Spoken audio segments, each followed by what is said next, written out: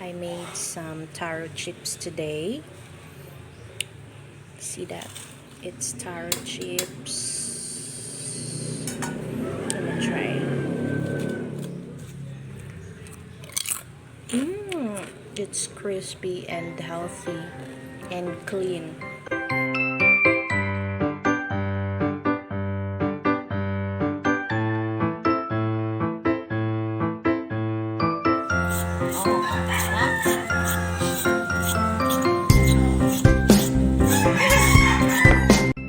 There you go, guys. I already scraped everything using a scraper or a